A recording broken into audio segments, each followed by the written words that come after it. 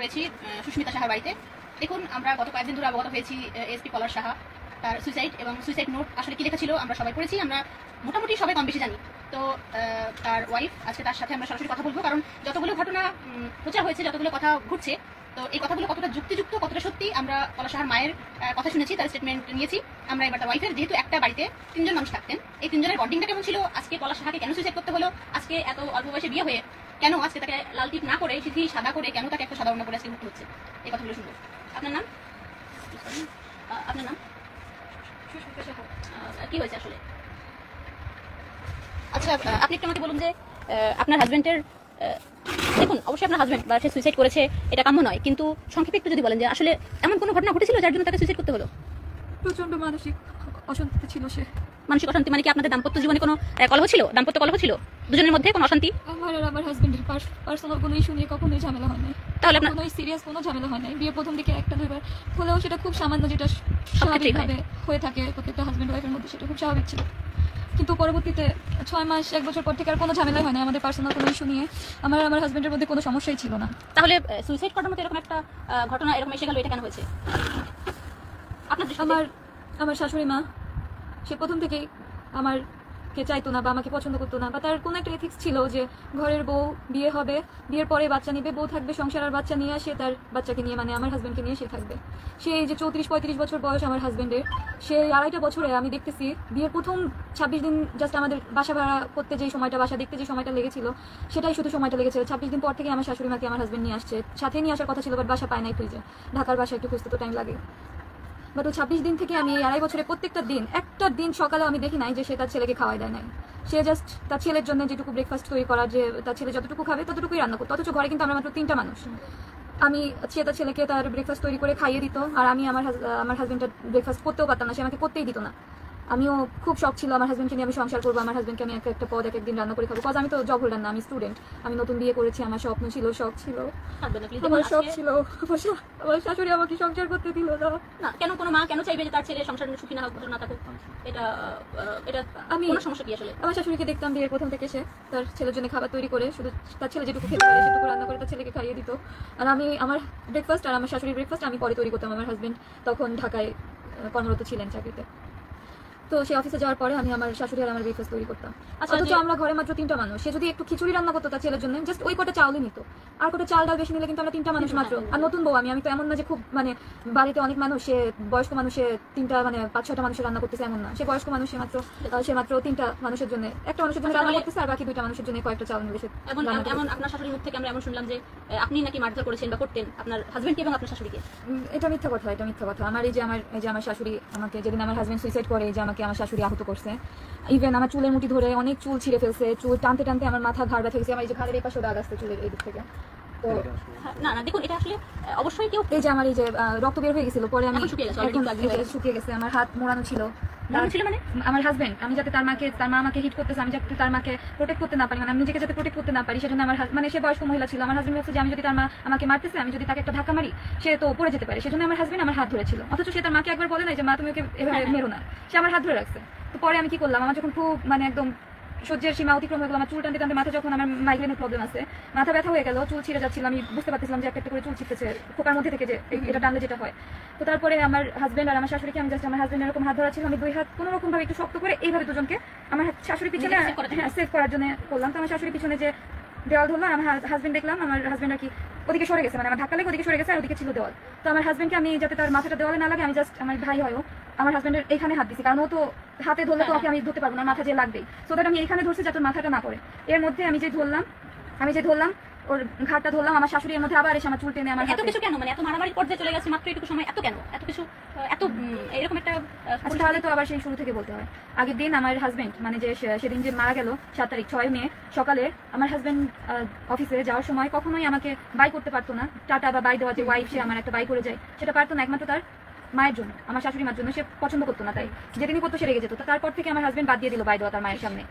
তো সেদিনকে কোনোভাবে সে দেখলো কি তার মা ঘরের দিকে গেছে, তো সে আমাকে বাই দিল হাত নেড়ে আমার দিকে তাকিয়ে। মানে নিজের ওয়াইফকে দেখুন একটা বিষয়, যে এটা কিন্তু শুধু আজকে সুস্মিতার ঘটনা নয়, বাংলাদেশের ম্যাক্সিমাম ঘরে আমরা যদি দেখি যে শাশুড়ি ওয়াইফের যে দ্বন্দ্বটা, যার কারণে ওয়াইফ চাইলেও তার হাজবেন্ডের সঙ্গে কোয়ালিটি টাইম স্পেন্ড করতে পারে না, আর মা ছেলেকে বিয়ে দেওয়ার পর তাকে একটু স্পেস দেওয়া বা সেইটা কিন্তু মায়েরা করে না। শুধুমাত্র আজকে সুস্মিতার ঘটনা থেকে আমরা বুঝতে পারি বা আমরা শিক্ষা নিতে পারি আমাদের যে ঘরে ছেলে রয়েছে, আমাদের ঘরে মেয়ে রয়েছে, তো আমরা ছেলে মেয়ের বিয়ের পরে আসলে কি করা উচিত বা কি হলে একটা ছেলে একজন পুলিশ অফিসার সে অনেক বেশি তার মনের জোর হয়, সেই জায়গা থেকে সুইসাইড করার মতো একটা সিদ্ধান্ত নিয়েছে, কতটা সেই মেন্টাল স্ট্রেস নিয়ে কতটা ডিপ্রেশন থেকে আমার হাজবেন্ড আমাকে খুব ভালোবাসতো, কিন্তু তার ভালোবাসা ছিল লুকানো। আমি যখন তাকে বলতাম, সে আমার থেকে অনেক সিনিয়র ছিল, তো আমি যখন তাকে বলতাম যে চলো একটু মনের মাথা থেকে একটু চা খেয়ে আসি, আমার সাফোকেটেড লাগতেছে, কজ আমাকে বাবার বাড়ি আসতে দিত না, আমার হাজবেন্ড চাইতো না আমি বাবার বাসায় আসি।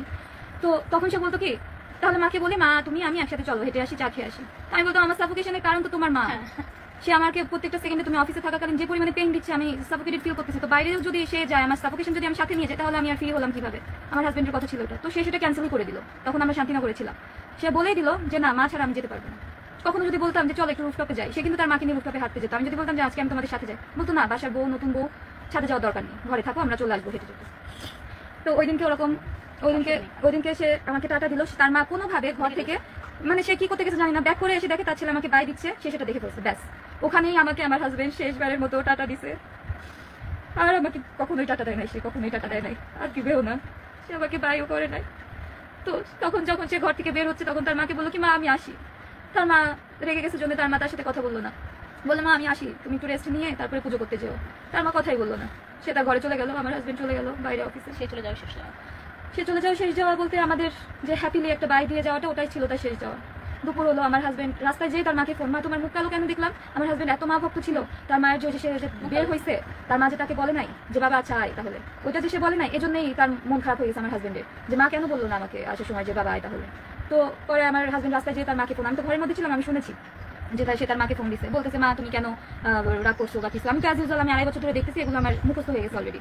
তো সেই মুহূর্তে তার মা তাকে কারণ বলতেছে না, তাকে খুব প্রেশার দেয় তার মা, মানে বলতে চায় না, সে ওরকম রাগ হয়ে থাকে অনেক ঘন্টার পর ঘন্টা রাগ হয়ে থাকে। আসলে আপনাদের একটা কমন হাজবেন্ড টাইপের কমন প্রবলেম, যেখানে ওয়াইফ রাগ করে থাকে হাজবেন্ড করে তুমি আজকে কেন বাই করলে না তুমি কেন, সেখানে সেই জায়গাটা সেই কাজটা মা করছে, সে মুখ খুলে রয়েছে তার ছেলের প্রতি। না সে তো তাকে বাই করে না এমন না, আমাকে বাই করছে কেন, সেই ছেলের বউকে কেন বাই করছে এটার জন্য তার রাগ। অথচ তার মাকে কিন্তু সে তৎক্ষণাৎই বাই করছে যে মা আমি আসি, তুমি সাবধানে থেকো, রেস্ট নিয়ে পুজো করতে যেও।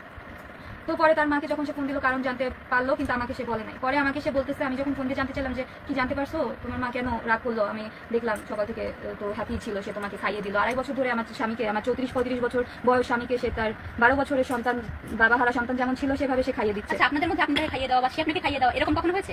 তার মায়ের জন্য হতো না, কখনোই না। এটা খুব কমন বিষয় নাকি, আমি একটা খাবার আমার ওয়াইফকে খাইয়ে কখনোই না, আপনি আপনার হাজবেন্ডকে খাইয়ে দেন? কখনোই না, তার মায়ের জন্য হতোই না। আর খাবার সে তো তার মাকে মিথ্যা বলে না, কখনোই বলে না।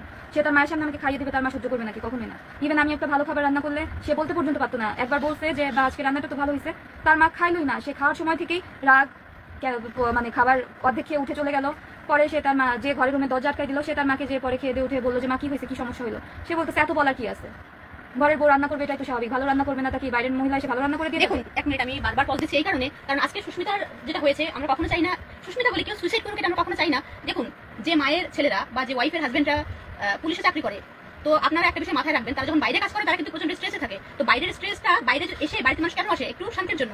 সেই স্ট্রেসটা যদি রিমুভ করতে না পারে বাড়িতে এসে আর ডাবল স্ট্রেস নিতে হয় একটা মানুষ। অনেকে কিন্তু কলা শাখাকে দোষ দিচ্ছে যে ও কাপুরুষ ছিল ইত্যাদি, কিন্তু এই লোকটা কতটা স্ট্রেস সে সহ্য করবে, কতদিন সে সহ্য করবে।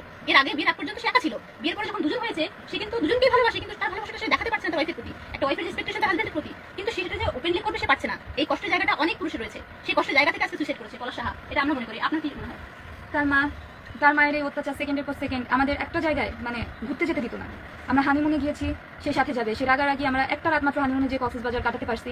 তার মায়ের রাগের কারণে সে আবার ব্যাক করছে, যে মা রাগ করে আছে, সে যেতেই পারলো না। আমরা ঢাকাতে থাকাকালীন যে কোনো জায়গায়, রমনা পার্ক হোক বা যে কোনো একটা ঐতিহাসিক স্থান হোক, ঢাকাতে তো সবকিছু সাজানো, সব জায়গায় সে তার মাকে নিয়ে গেছে। তো একটা পর্যায়ে বিয়ে 6-7 মাস পর্যন্ত আমি খুব ভালোভাবে তাদের সাথে মেনটেন করে চলছিলাম। দেখেছি আপনি খাইয়ে দিচ্ছেন আপনার শাশুড়িকে, হ্যাঁ জড়িয়ে ধরেছেন, হাসছেন। আমি আমার শাশুড়ি মাকে বিয়ের প্রথমে আমার মা বলতাম, তুমি করে কথা বলতাম, তাকে অ্যাড্রেসিংটা ছিল আমার তুমি, মা তুমি খেতে আসো, মা তোমার কি এটা লাগবে, মা তোমার কি ওটা লাগবে। 6-7 মাস পর্যন্ত আমি এটা মেনটেন করছি। আমি কষ্ট পাইতাম, ভিতরে কষ্ট পাইতাম, যাচ্ছে আমার তো স্পেস হচ্ছে না, বা আমি যেটা চাচ্ছি আমাকে তো তারা বুঝতেছে না, আমি শুধু তাদের জন্য করে যাচ্ছি স্যাক্রিফাইস। তো এই 6-7 মাস যখন আমি স্যাক্রিফাইস করলাম, একসময় দেওয়ালে যে পিঠ থেকে গেল, কারণ তখন অনেকগুলো অপবাদ আসতে থাকলো যে আমি এত কিছু করতেছি তাদের জন্য, এত স্যাক্রিফাইস করতেছি, তারপরেও তার মা আমার হাজবেন্ডকে নিষেধ করতেছে যে অফিসে যে বউকে ফোন দেওয়ার কি আছে। আমার হাজবেন্ড বললো যে মা ও দুপুরে খাইছে কিনা এই জন্য ফোন দিয়েছি। অফিসে গিয়ে মাকে ফোন দেওয়ার যদি যেতে পারে, হ্যাঁ আমার হাজবেন্ড বলছে যে মা আমি দুপুরেও খাইছে নাকি এই জন্য ওকে ফোন দিয়ে শুনলাম। বলে তুই তো আমার ফোন দিয়ে শুনছিস, আমার কাছে শুনলেই তো না যে মা ও সুস্মিতা খাইছে কিনা। বলে যে আচ্ছা মা ঠিক আছে, আমি আর ওকে ফোন টোন দিব না অফিস টাইমে। তার মা দিনের পর দিন তাকে মানে প্রলুব্ধ করতে করতে যে সে যেন আমাকে ফোন না দেয় অফিস টাইমে, সে ফোন দেওয়াই বাদ দিয়ে দিল আমার হাজবেন্ড কিন্তু কখনো মানে তার মাকে মানে বলে নাই যে মা এটা তোর অধিকার। আমার স্ত্রী, ওকে আমি জিজ্ঞাসা করতে পারি, ও কখনো বলে নাই। আমার হাজবেন্ড ওর মায়ের কাছে এতটাই নত ছিল, এতটা ভদ্র ছিল, এতটা মাতৃভক্তি ছিল, যার প্রতিদান আজকে এইভাবে ওকে দিতে হলো। আমি সরি টু সে কি দেখুন, যারা এত অতিরিক্ত যারা মাম্মাস বয় রয়েছেন, আপনাদের দুটো অপশন রয়েছে। এরকম কিছু নিউজ কাউন্সিলিং আমাদের কাছে এসে আগে যে আমার মায়ের সাথে এরকম আমার ওয়াইফ মানতে পারছে না, আমি কি করবো? তো সবার জন্য আজকে সুস্মিতা রয়েছে সামনে বসিয়ে আমি এই কথাটা বলছি যে আপনার দুটো অপশন, একটা হচ্ছে আপনি বিয়ে করবেন না, অথবা আপনার দুদিকে ব্যালেন্স করা মাকে বুঝতে হবে সে বিয়ে করেছে, মাকেও ছাড় দিতে হবে, ওয়াইফকে ছাড় দিতে হবে। দুদিকে যদি আপনি ব্যালেন্স না করতে পারেন, সুইসাইড কিন্তু সমাধান নয়। আজকে ও একা হয়ে গেছে। আপনার শাশুড়ি আর আপনার কটা ছেলে মেয়ে? আমার শাশুড়ির মেয়ে বড় একজন, আর আরো 2টা ছেলে আছে, আর আমার হাজবেন্ড সবার ছোট। তাহলে আপনাদের সংসারের সমস্যাগুলো হচ্ছিল, সে কেন বাকি ছেলেদের কাছে বা গ্রামে থাকলো না কিছুদিনের জন্য হলেও? বাকি ছেলেরা আমার হাজবেন্ডের মায়ের মানে আমার শাশুড়ি মায়ের এই অন্যায়গুলো মেনে নিত না। তারা ঠিকই তার মাকে শ্রদ্ধা করতো, ভক্তি করতো, কিন্তু তাদের ওয়াইফের সাথে অন্যায় হলে তারা বলতো যে মা এটা ওর অধিকার। তাহলে আমার রাত্রে তাদের যদি মাঝরাতে খেতে ইচ্ছা করতো, তাদের ওয়াইফের হাতের কোনো খাবার, একটা বড়া বা একটা চপ বা একটা ভাজা পোড়া, তাদের ওয়াইফরা ঠিকই তাকে বানিয়ে দিতে পারতো। অথচ আমি আর আমার হাজবেন্ড সন্ধ্যা 9টার পর থেকে আইসোলেটেড, মানে পুরোপুরি রুমের মধ্যে। তার মা আমার হাজবেন্ডকে 2.5 বছরে শীতের সময় শোয়াই দিয়ে, কম্বল মুড়ি দিয়ে, লেপ মুড়ি দিয়ে শোয়াই দিয়ে যেত, বাবু তুই ঘুমা, মাথায় হাত হাত বোলাই দিয়ে যতক্ষণ আমার হাজবেন্ড না ঘুমায় ততক্ষণ সে ঘুম পাড়ায় দিয়ে যেত। বলতো তুই উঠবি না, সুস্মিতা দরজা দাও। আমি আমার মতো দরজা দিয়ে রুমে চলে আসতাম।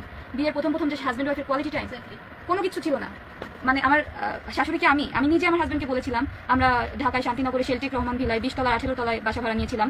আমি আমার হাজবেন্ডকে নিজে বলছিলাম যে মা যেহেতু গ্রাম থেকে আসতেছে, মাকে মাস্টার বেডটা মাকেই দেওয়া হোক, একটা বাথরুম আছে, বড় রুম আছে, ব্যালকনি আছে, সাথে ওই রুমটা মাকে দেওয়া হোক, মা একটু অ্যাডজাস্ট করুক। আমি নিজে বলেছি আমার হাজবেন্ডকে। আমার হাজবেন্ড বললো বাহ তুমি তো ভালো, অন্য কেউ হলে তো বলতো যে মাস্টার বেড আমি নিব, কিন্তু তুমি বলছো আমার মাকে দিতে। আছে ঠিক আছে, হ্যাঁ আমার মা তো গ্রাম থেকে আসছে, আমি আমার মাকে মাস্টার বেডটাই দিব। সেও দিল, আমার তো কোনো আপত্তি ছিল না। আমি আমার শাশুড়ি মাকে খাইয়ে পর্যন্ত দিয়েছি। আমার শাশুড়ি মার মাথা ব্যথা করলে মাথা টিপে দিতাম, মাথায় তেল দিয়ে দিতাম, জল দিয়ে দিতাম, সবকিছু করেছি। আচ্ছা, উনি আপনার সাথে যেরকম করেছে, বাকি যে আপনার জায়রা আছে, বাকি দুই বউ, ওনার আর যে দুই পুত্রবধূ, তাদের সাথে কিরকম করতে পারে আপনার সাথে? আমার মেজো যা বিয়ে, আমার বিয়ে 3 মাস আগে হওয়ার কারণে আমার মেজো যা এটা ফেস করে নাই। আমার বড় যা এর সাথে 11 বছর শুনেছি ছিল, তো আমার বড় যা এটা ফেস করেছে। আমরা যতটা শুনেছি আপনার বড় যা বিয়ের এই 11 বছরে মাত্র 3 বার বাপের বাড়ি গেছে, যেতে পেরেছে মাত্র 3 বার। তো আপনার ক্ষেত্রে কোনো রেস্ট্রিকশন ছিল বাপের বাড়ি? আমাকেও তো এই 2 বছরে মাত্র 2 বার আমার বাবার বাসায় আসতে দেবো। তো এই যেতে না দেওয়ার কারণটা কি? সেটা 3 ছেলেকে এভাবে মানুষ করছে, বউদের বাপের বাড়িতে যেতে দেওয়া যাবে না খুব বেশি। আর যাওয়ার কি প্রয়োজন আছে, সংসার হয়েছে, নতুন সংসার করুক, এটা আমার শাশুড়ি মার ইতিহাস, যার কারণে বাবার বাড়িতে আসাও আমার খুব সীমিত ছিল। আপনার তো তখন চট্টগ্রামে ছিলেন যখন উনি সুইসাইড করলেন, চট্টগ্রাম ছিলেন না? তো তারপরে যখন ওখানে গেলেন বা বডি যখন বাড়িতে নিয়ে যাওয়া হলো, তো তখন আপনার ওখান থেকে কিভাবে গেলেন? মানে আপনার হাজবেন্ডের বডি নিয়ে সরাসরি গেলেন নাকি আপনারা আলাদা চলে গেছিলেন গ্রামে?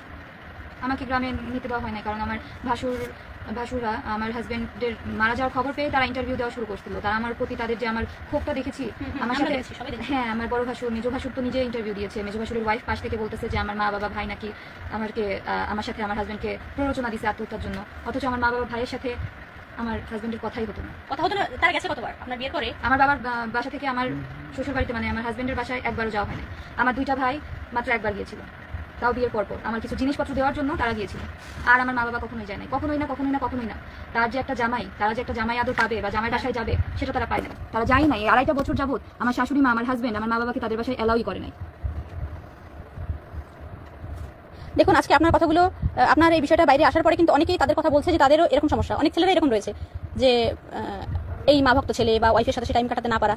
তো এই ক্ষেত্রে আপনি সবার জন্য কি বলবেন? দেখুন, আজকে আপনার হাজবেন্ড নেই, তাকে তো আর আমরা ফিরে পাবো না। আমার হাজবেন্ড আমাকে অনেক ভালোবাসতো, আমার হাজবেন্ড আমাকে প্রচন্ড ভালোবাসতো, আমিও ভালোবাসতাম, কিন্তু তার মা বাসতে দিত না।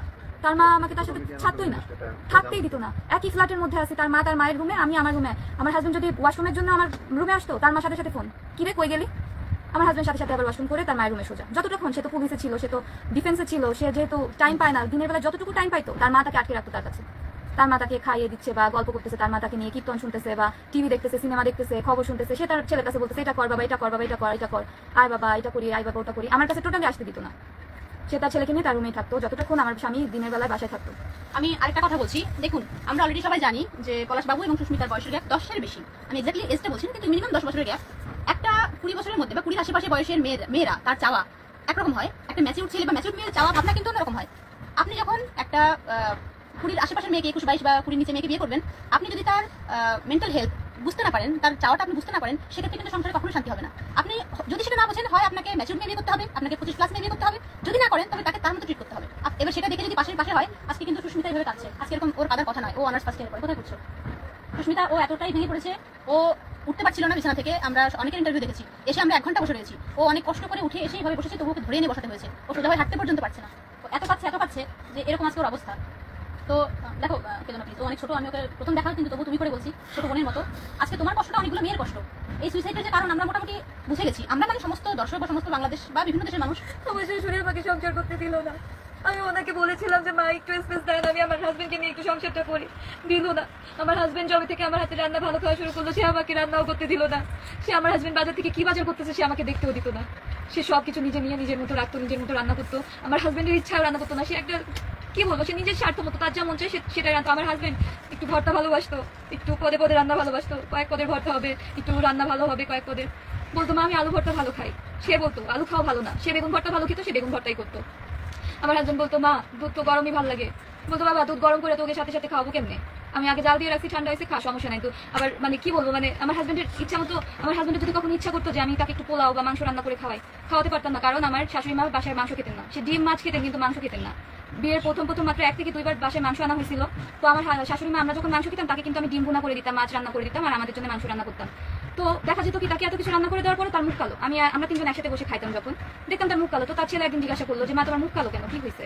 বলে যে তোরা মাংস খাচ্ছিস, মাংস খাওয়া কি ঠিক? তো আমার হাজবেন্ড তখন বুঝতে পারলো যে আচ্ছা আমার মা হয়তো আগে চাইতো, বা আমার মা এখন মাংস খেতে পারে না জন্য মা রাগ করে বা মায়ের লোভ যায়, সে এটা বলতো।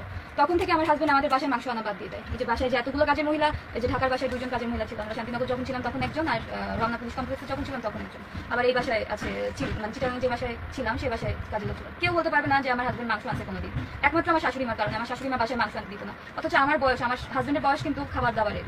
আমরা ইচ্ছা করলে আমরা বাসায় আমি আমার হাজবেন্ডকে পোলাও রান্না করে খাবো, বিরিয়ানি রান্না করে খাবো, কিন্তু পারবো শুধু ভালো পারবোই না। মানে সে টোটালি করতেই দিবে না, আমাকে রান্না করতেই দিবে না, কারণ আমার হাজবেন্ড তাহলে আমার রান্নার স্বাদ পেয়ে যাবে। আমার হাজবেন্ড আমার যতদিন একটু নিরামিষ যদি রান্না করতাম খুব ভালো খেতো আমার হাজবেন্ড আমার রান্না।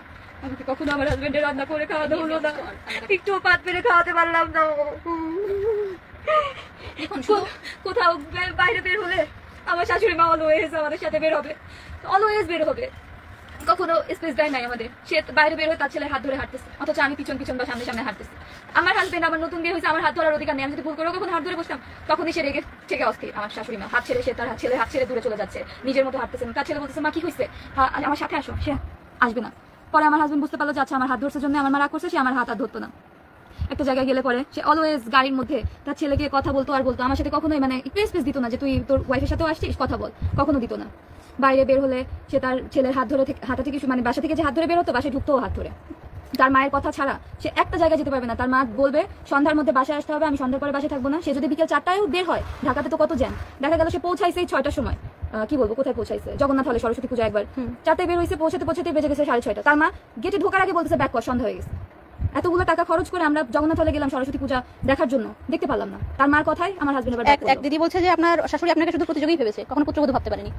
তাহলে আপনি যে কথাগুলো এখন পর্যন্ত বললেন। আমি বলি আরেকটা কথা বলি, আমার হাজবেন্ড অফিস থেকে যখন আসতো কি হয়, আমার হাজবেন্ড আসতেছে, আমার নতুন বিয়ে হয়েছে, আমি অপেক্ষায় থাকতাম যাচ্ছে আমার হাজবেন্ড আসতেছে।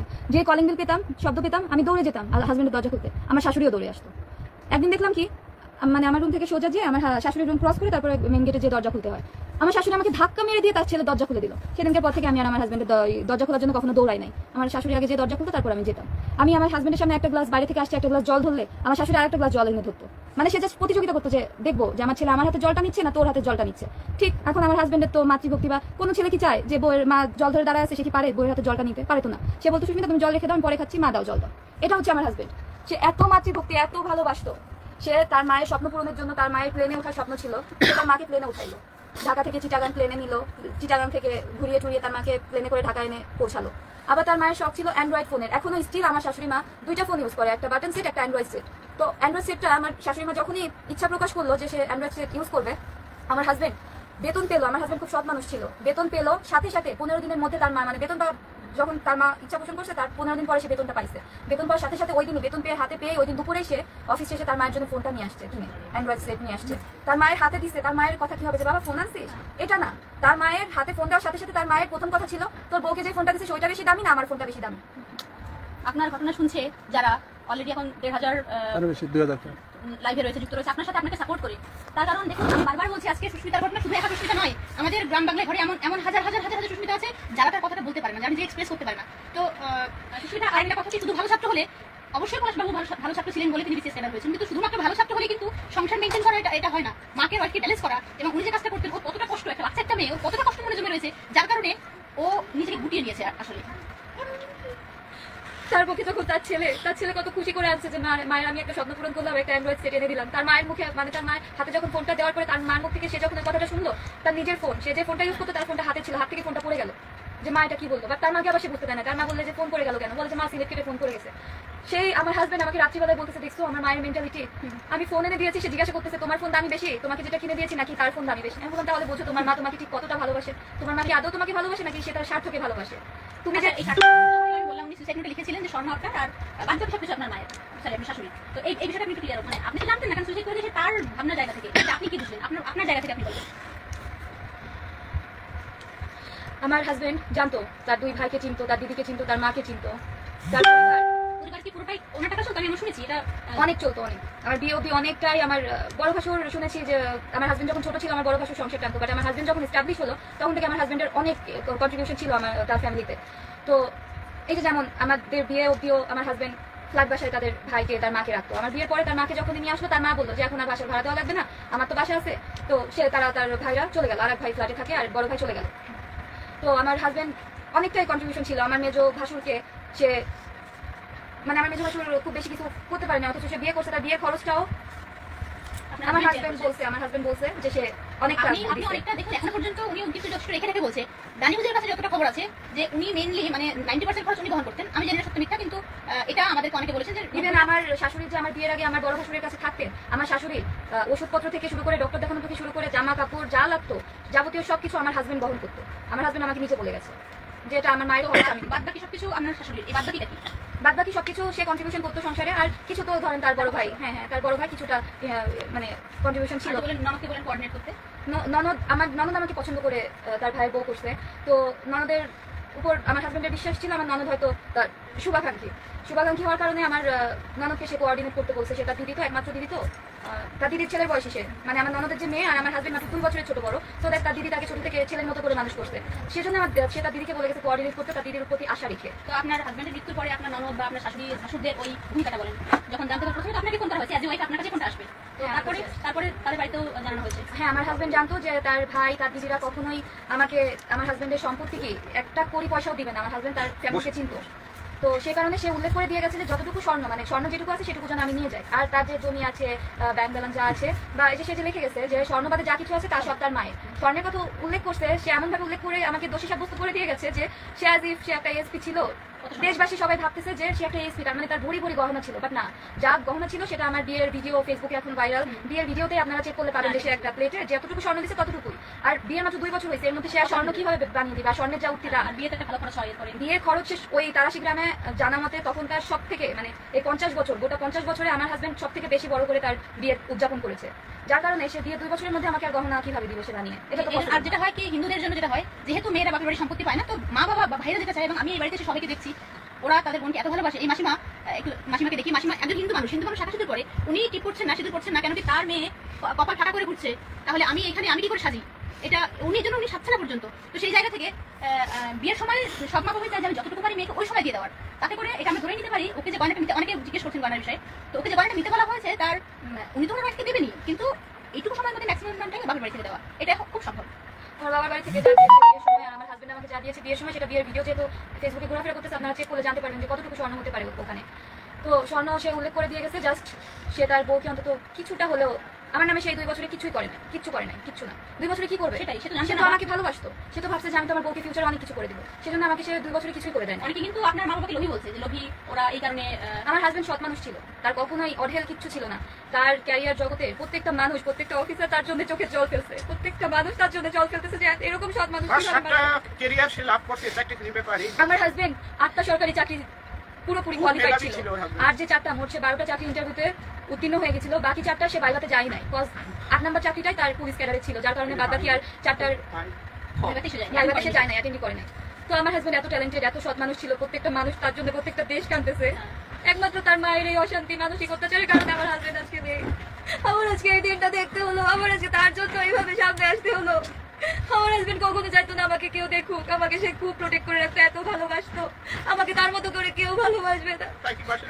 সে আমাকে সম্পূর্ণ নিঃস্ব করে দিয়ে চলে গেল, এই কুলি গেল। সে তো ঠিকই এখন তার 2 ভাইয়ের উপরে তার মায়ের দায়িত্বটা দিল, সেটা আমাকে একটু স্পেস দিতে পারতো। সে তো দেখলো 2টা 2.5 বছর ধরে মেয়েটা কি পরিমাণ স্যাক্রিফাইস করতেছে, প্রত্যেকটা সেকেন্ডে সে আমাকে আশা দিয়ে রাখতো যে আমার মা করতেছে করুক, আমি আজকে বলবো না, কালকে বলবো না, পরশুদিন বলবো, এই আশা দিয়ে সে আমাকে রেখেছে। আর আমি তাকে তো প্রচন্ড ভালোবাসতাম, আমি তার মুখের দিকে তাকিয়ে তার কথার উপর ভরসা করে থেকে গেছিলাম।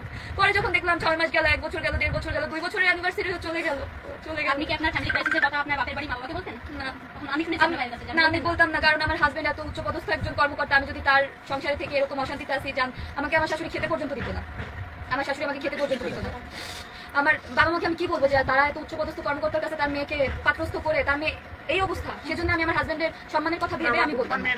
অনেকে যেটা বলছেন যে ও বাচ্চা মেয়ে অথবা পড়াশোনা মাত্র এসএসসি পাস করেছে, ও কি বুঝবে, ওর হাজবেন্ডের র্যাঙ্ক ও কি বুঝবে, ও বোঝে না। ওর হাজবেন্ড যেহেতু আপনার সাথে স্টেটমেন্ট দিয়েছে যে আপনি মেরেছেন তাদেরকে, এই কারণে ওরা কি বলছে যে কিন্তু ওর এটুকু কথা অনার্স ফার্স্ট ইয়ার না, আমি এইচএসসি দিয়ে অ্যাডমিশন নিচ্ছি এবার। আমার মাত্র ও জাস্ট এসএসসি পাস করেছে, তো তারপরে ও কিন্তু যথেষ্ট ট্যালেন্টেড, আমরা কথাই বুঝতে পারছি। তো সেই জায়গা থেকে এটা একটু ভাববেন না, যারা দোষারোপ করছেন, অনেকে কমেন্ট করছেন দুই পক্ষের কাদা ছড়াছড়ি। দেখুন আপনার ঘরে সমস্যা রয়েছে, এই সমস্যাটা আপনি যদি কাটিয়ে উঠতে না পারেন তাহলে কিন্তু সমস্যাটা বাড়তে বাড়তে অনেক বড় আকার ধারণ করে।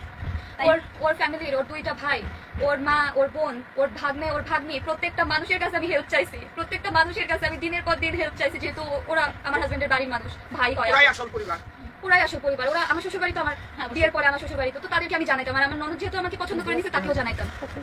কিন্তু তারা কেউ না হেল্প করে না, তারা কেউ হেল্প করে নাই। তারা দেখতেছে যে তাদের মায়ের এত সমস্যা। আমার বড় ভাসুরের সাথে যেহেতু, বড় ভাসুর আর বড় ভাসুরের বউয়ের সাথে যেহেতু আমার শাশুড়ি মা 11 বছর ছিল, আমার বড় ভাসুর কিন্তু ঠিকই জানতো।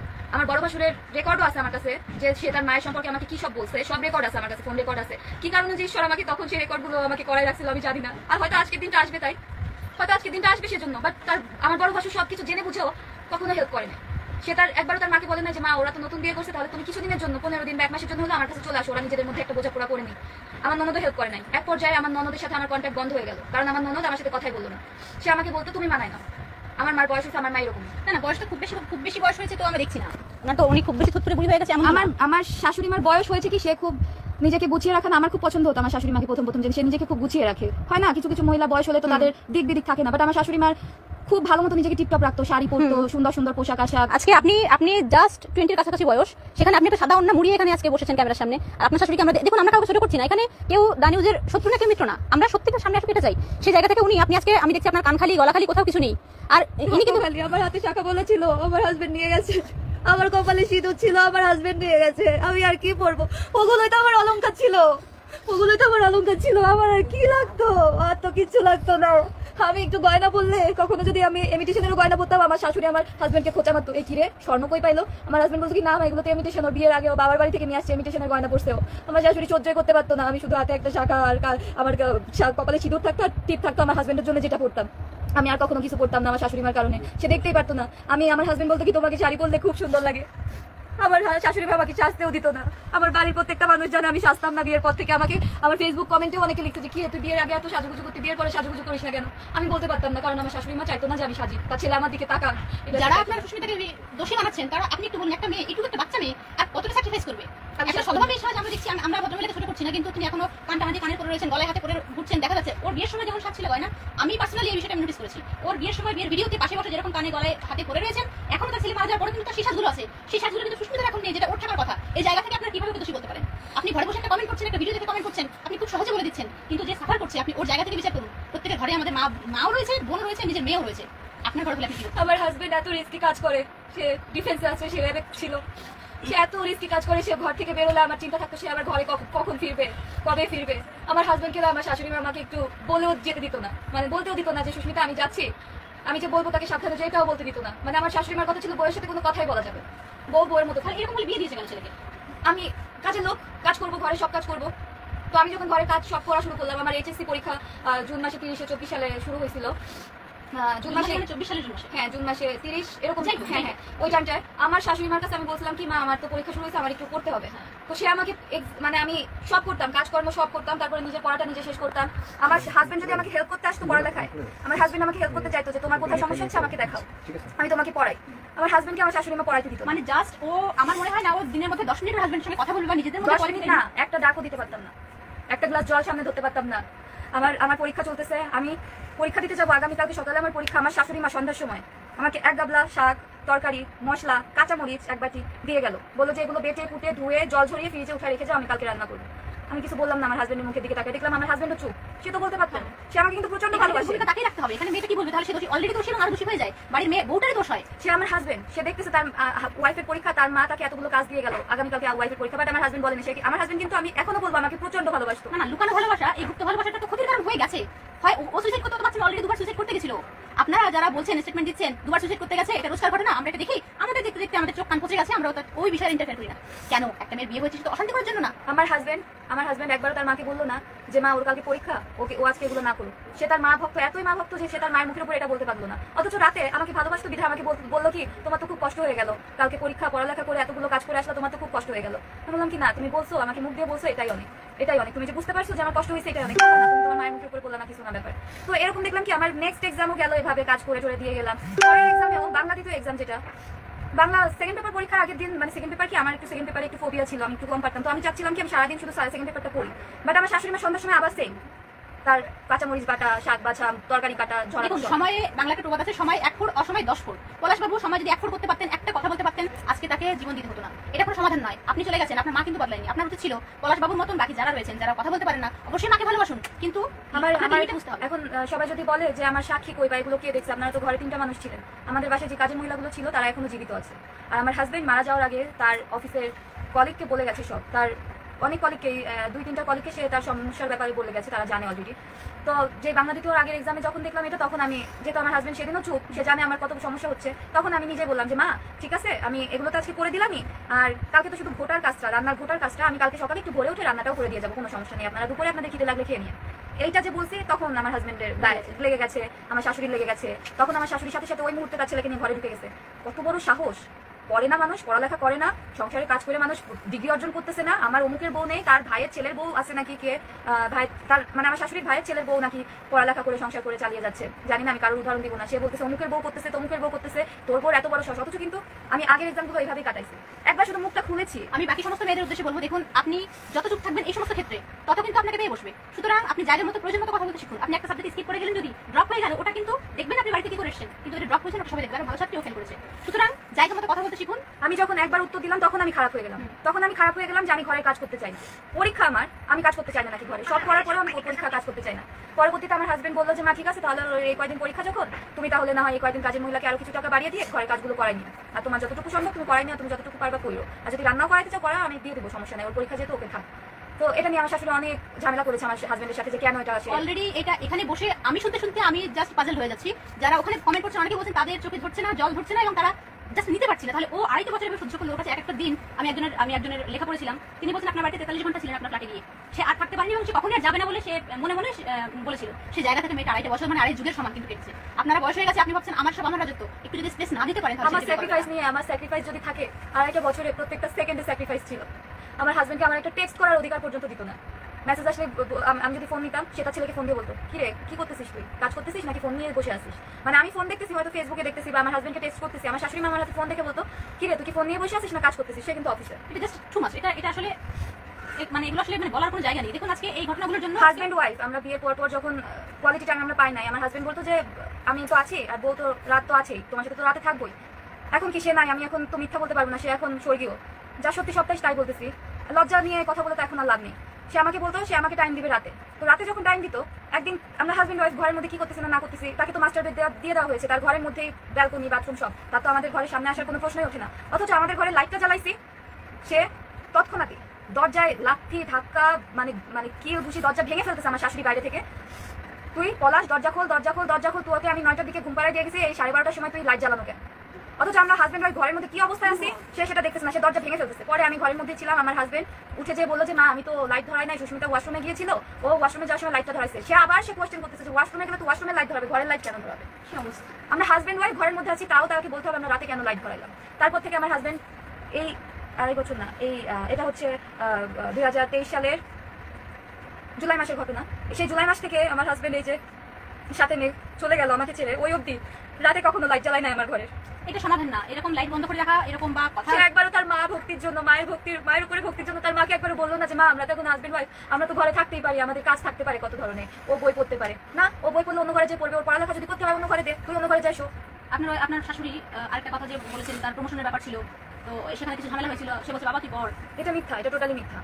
আমার হাজবেন্ডের ঘুম থেকে ওঠার আগে আমার হাজবেন্ডের পরীক্ষার রুটিন অনুযায়ী 3টা পরীক্ষা হয়, সিনিয়র স্কেল পরীক্ষা মাত্র 3টা পরীক্ষা হয়। তো তো 3টা সাবজেক্টের গ্যাপ থাকে মাঝখানে, বেশ 10-12 দিনের একটা গ্যাপ থাকে, 10-12 দিন পর পর একটা পরীক্ষা। তো কবে কোন পরীক্ষা সেটার রুটিন আমি চেক করে আমার হাজবেন্ড ওঠার আগে আমি টেবিল পরিষ্কার করে বইগুলো সামনে সাজিয়ে রাখতাম, একটা গ্লাস জল ভরে সামনে ঢেকে রাখতাম, যে আমার হাজবেন্ড যেন ঘুম থেকে উঠে একটা ফ্রেশ মনে বইটা নিয়ে বসতে পারে, তাকে যেন খোঁজাখুঁজি করতে না হয়। তাতে মানে যাবতীয় ওই পরীক্ষা সংক্রান্ত যাবতীয় সকল বই আমি টেবিলের উপর সাজিয়ে রাখতাম, ডায়েরি থেকে শুরু করে কলম, পেন্সিল, খাতা সব সাজিয়ে রাখতাম, টেবিল একদম ক্লিন করে, চেয়ার ক্লিন করে, যাতে আমার হাজবেন্ড কোনো প্রশ্ন করতে না পারে, আর যাতে আমার কাছে একবার জল চাওয়া না লাগে সেজন্য আমি একবার জলও ভরে রাখতাম। এইটা ছিল আমার দোষ। আমার শাশুড়ি দেখেই বলতো, এই তুমি কি জানো আমার ছেলে কি পরীক্ষা দিচ্ছে, ও কোন লেভেলের পরীক্ষা দিচ্ছে, তুমি কি জানো ওর কি বই পরীক্ষা হবে, যে তুমি বইগুলো সাজায় রাখছো, আবার ওরা ডাবল খাটনি করাবা। আমি বলছিলাম ভালো করে যে মা আমি তো রুটিন দেখছি, ওর এইগুলোই পরীক্ষা এগুলোই। ও বলো না, ওর যা পরীক্ষা ও নিজে নিয়ে বসবে, ওর যা পরীক্ষা ও সেই বইগুলো নিজে নিয়ে বসবে। ভালো কথা, সে আমার গোছানো টেবিলটাকে এলোমেলো করে দিয়ে বইগুলো নিয়ে উঠায় রাখে, আর আমাকে পরে দোষারোপ করলো আমি নাকি আমার হাজবেন্ডকে পড়তে দিই না। তার মা তাকে রাত পরীক্ষার টাইমে 10টার দিকে শোয়াই দিয়ে যায়, তো আমার হাজবেন্ড বলতো কি, সুস্মিতা মা রুমে গেলে আমাকে বললো তো আমার একটু পড়া আসতে, তুমি আমাকে ফ্ল্যাশ লাইটটা ধরো, আমি একটু পড়বো। আমি বললাম কি এত ভয় পাও, তুমি বই পড়বা, তোমার তো লাইফে এরপরে আসেনি হবে, স্কুল পরীক্ষা হবে না, এখন একটু লাইট জ্বালা করতে পারবে না, বলে যে না। মানে তাকে নিজের বেডরুমে বসে পড়তে হবে, মোবাইলে ফ্ল্যাশ জ্বালিয়ে, কেন কি ঘরে লাইট ধরালেন, ঘরে লাইট জ্বালালেন। কিন্তু মা আমাকে বলতো আমার হাজবেন্ড, সুস্মিতা তুমি মোবাইলে ফ্ল্যাশটা জ্বালাও, আমার একটু বাকি আছে পড়া। আমি বলতাম না সমস্যা নেই, আমার অসুবিধা হচ্ছে না, তুমি পড়ো, তুমি কত পড়বা পড়ো, কিন্তু পড়েই এত দূর আসছো, তোমার এই পজিশনে আসাই তো তোমার পড়ালেখা নিয়ে, তুমি আসো পড়ো। আমি ফ্ল্যাশ ধরে রাখছি, 2টা ফ্ল্যাশ, আমি তার ফোন আমার ফোনে ফ্ল্যাশ আমি বইয়ের পরে রাখছি, হাত দিয়ে এভাবে ধরে রাখছি। রুমে কোনো টুল টেবিল আলাও করতো না আমার শাশুড়ি মা, কারণ সে ভাবতো যে টুল টেবিল থাকলে আমি নাকি রাত বিরাতে পড়তে বসবো, তার ছেলেকে ডিস্টার্ব করবো লাইট জ্বালো, যার কারণে সে রুমে কোনো টুল টুল কিছু আলাও করতো না। আমি আমার মাথা শীতানের বালিশ, আমি যে বালিশে ঘুমাইতাম সেই বালিশটা দিয়ে, আর আমার হাজবেন্ডের বালিশটা দিয়ে আমার হাজবেন্ডকে বিছানার উপরে টেবিল বানিয়ে দিতাম, যে নাও টেবিল তুমি এখানে বসে পড়ো। আমি ফ্ল্যাশ 2 হাতে 2টা ফোন, তার ফোন আমার ফোনের 2টা ফোনের ফ্ল্যাশ আমি ধরে রাখতাম যে পড়ো, তোমার কতক্ষণ লাগবে পড়ো, কোনো সমস্যা নেই, ঘুমাইও, পরীক্ষা হয়ে গেলে তো আর চিন্তা নাই, তুমি তো বললা তোমার একটু পড়া। সে পড়তো আর আমাকে বলতো তুমি এত সাপোর্টিভ, তুমি আমার পজিশন, তুমি এই বয়সে এত বুঝো, তুমি আমাকে এই বয়সে এত সাপোর্ট করো, আমি তো তোমাকে সাপোর্ট করতে পারি না। আমি বললাম না ঠিক আছে, তুমি তো মাকে ভালোবাসো, মায়ের উপরে কি বলবা, ঠিক আছে দরকার নেই, তুমি মনে রেখো এগুলো, আমি করতেছি তাহলেই হবে। ও আমাকে নিজে প্রশ্ন করতো, তুমি এত কিভাবে বুঝো, তুমি আমাকে এত সাপোর্ট কিভাবে করো, আমার এক্সাম তোমাকে টাইম দিতে আমি টোটালি। ও আমাকে বলতো যে আমার এক্সাম তোমার অল্প বয়স, তোমাকে তো আমি টাইম টোটালি দিতে পারি নাই বিয়ের পর থেকে, তারপরেও তুমি আমাকে এতটুকু যে সাপোর্ট করতেছো আমার পড়ালেখার ব্যাপারে, এটাই তো আমার প্রাপ্তি, আমি মনে রাখবো, কিন্তু আমি সারা জীবন মনে রাখবো, তুমি একটু স্যাক্রিফাইস করো। আমি বলতাম না, বলতে হবে না, পড়ো। এইভাবে আসলে যত মানুষ যত পায় তত চায়, তো এই বেশি পেতে পেতে উনি যখন দেখেছেন যা করে সবটাই সেটা তার আগে, মানে মুখ থেকে বের করে আগে হয়ে যায়, উনি আর বেশি অ্যাগ্রেসিভ হয়ে গেছে এই কারণে। হ্যাঁ, আমার হাজবেন্ড যখন দেখলো যে বাহ সুস্মিতা তো আমি যেটা বলতেছি সেটাই শুনতেছে, ও স্যাক্রিফাইস তো করেই যাচ্ছে। আমি ওকে রান্না করে খাওয়াতে চাইতাম, খাওয়াতে পারতাম না মার কারণে। ঘরে কোনদিন লাউ দিয়ে ডাল হবে, কোনদিন পেঁয়াজ দিয়ে ডাল হবে, কোনদিন মিষ্টি কুমড়া দিয়ে ডাল হবে, সেটা আমার শাশুড়ি মা ঠিক করে দিচ্ছে। তরকারিতে 1টা আলু দিব না 2টা আলু দিব, সেটা আমার শাশুড়ি মা ঠিক করে দিচ্ছে।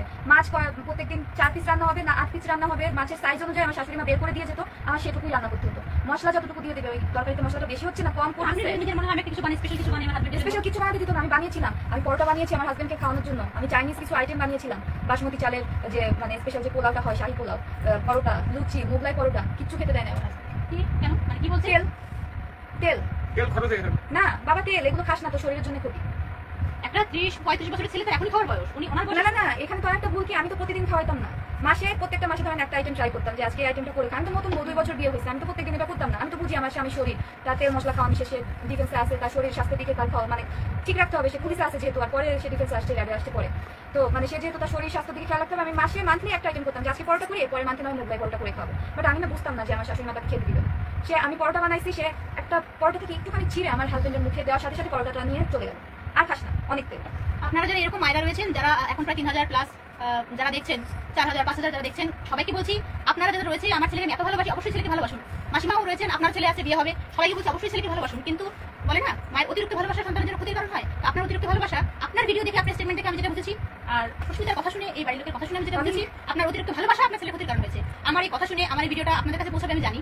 আপনার এই কথা শুনে যদি আমার উপর রাগ হয়, আপনি জানেন কন্ট্যাক্ট করুন, আমি আপনার স্টেটমেন্ট নেবো। আপনি যদি মনে করেন আমার অ্যাকশন নেবেন, সেটা আপনার ব্যাপার, কিন্তু এই কথাগুলো আপনি মাথায় রাখুন। আমি মোগলাই পরোটা ভেজেছি, মোগলাই পরোটা তো অ্যাজ ইউজুয়াল ডুবন্ত তেলে ভাজতে হয়, বাট আমি আমার স্বামীর স্বাস্থ্যের কথা ভেবে ডুবন্ত তেলে ভাজি নাই, আমি অল্প পরোটার মতো অল্প তেল দিয়ে 2 পিঠ ভেজেছি। তারপরেও আমার হাজবেন্ডকে আমার শাশুড়ি খেতে দেয় না।